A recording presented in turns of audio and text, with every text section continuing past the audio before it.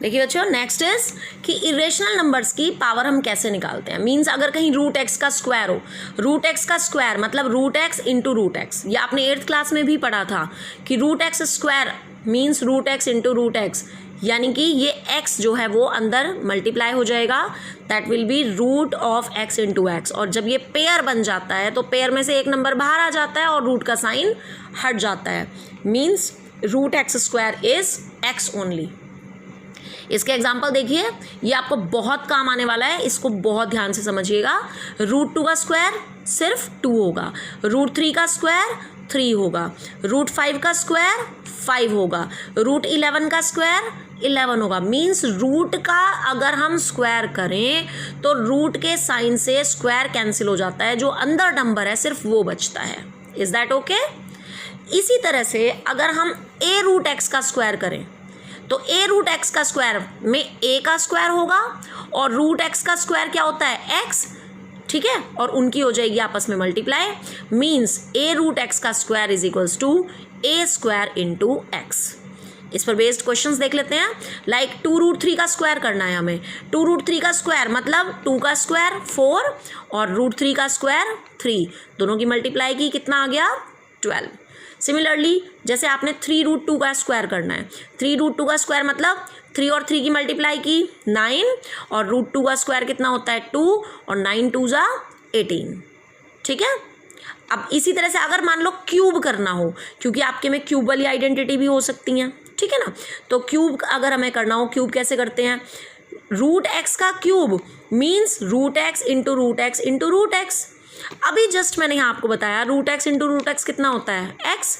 तो इन दो से मिलकर के तो बन गया एक्स, और ये root x as it is, तो क्या आ गया आंसर? X root x. यानी कि अगर हम रूट 2 का क्यूब करें so that will be 2 root 2।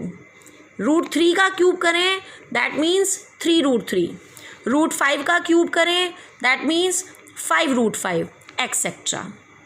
इसी तरीके से अगर मैं a रूट एक्स का क्यूब करूं तो a का क्यूब हो जाएगा, और रूट एक्स का क्यूब अभी हमने पढ़ा x रूट एक्स होता है, तो दोनों की मल्टीप्लाई हो जाएगी। जैसे 2 रूट 2 का क्यूब अगर आपको करना है, 2 का क्यूब कितना होता है? 8, और रूट 2 का क्यूब कितना होता है?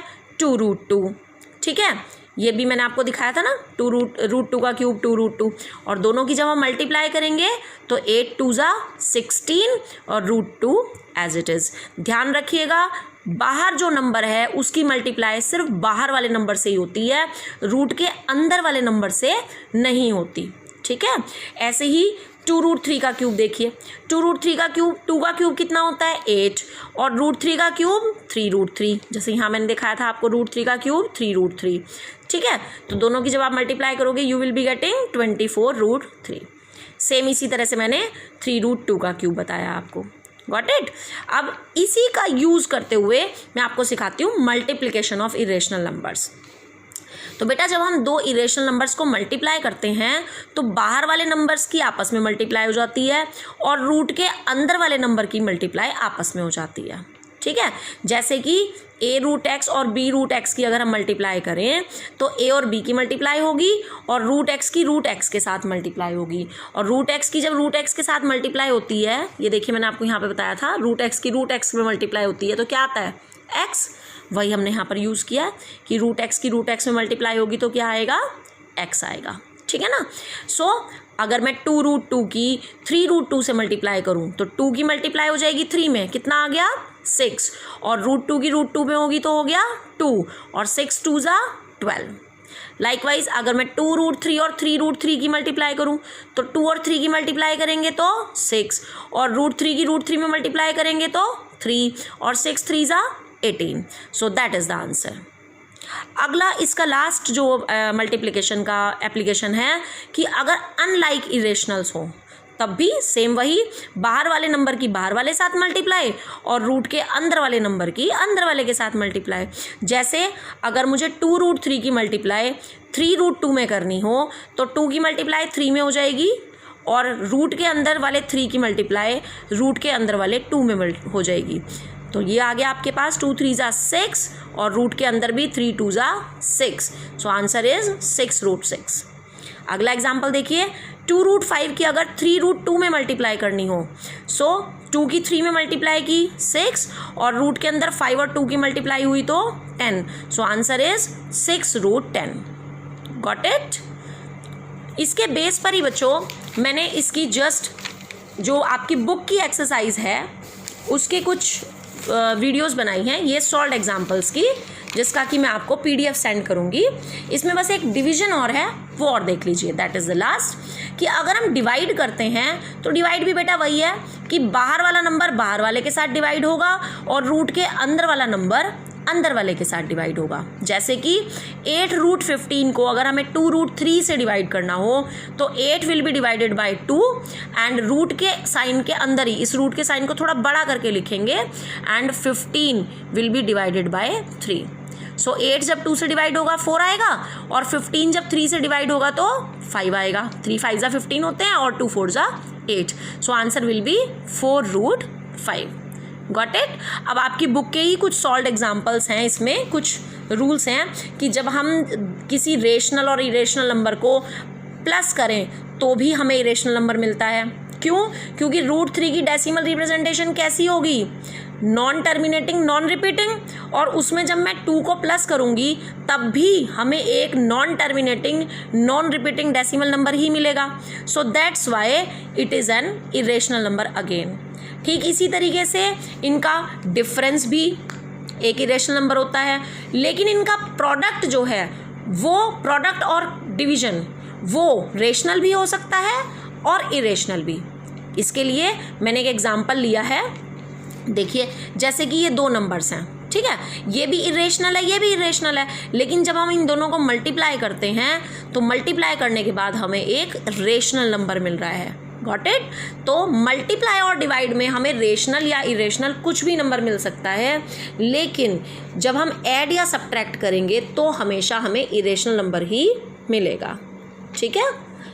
चलिए नेक्स्ट लास्ट है, इसकी जो बुक के एग्जाम्पल हैं सॉल्व्ड एग्जाम्पल्स, सिर्फ वो मैंने एक्सप्लेन किए हैं. वो आप यहाँ पे देख सकते हो कि जैसे ये 2 नंबर्स दिए हुए हैं आपको, इन्हें आपने ऐड करना है. और मैंने आपको अभी बताया था केवल लाइक जो इरेशनल नंबर्स हैं वही ऐड हो सकते हैं.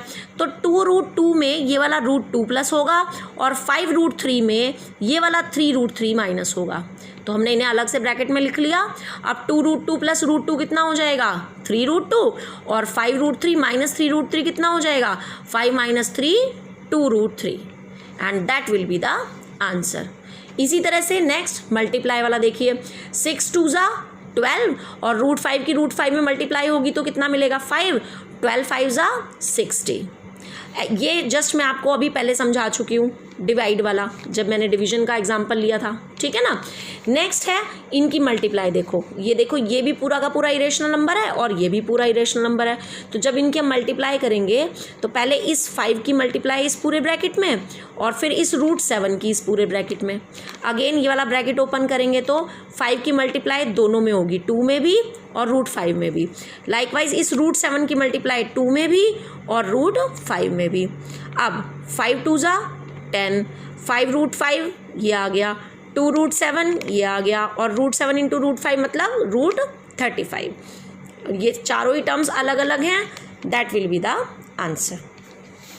लाइकवाइज 5 प्लस √5 और 5 माइनस √5 देखिए, तो इन दोनों में हमने आइडेंटिटी लगाई a plus b a minus b which is equals to a² minus b² and इसको सॉल्व कर दिया. Got it. इसी तरीके से अगले वाले में हमारी आइडेंटिटी a प्लस बी का होल स्क्वायर लग रही है, इसमें आइडेंटिटी लगाई और सॉल्व किया. ठीक है. और लास्ट वाले में फिर से यही आइडेंटिटी लग रही है, ये पार्ट सिर्फ मैंने छोड़ा है. So only 1 part you have to do. And बेटा no need to do all this work today only, you can complete it within 1 or 2 days. So first of all just practice your test also. Okay, so all the best to all of you for your test.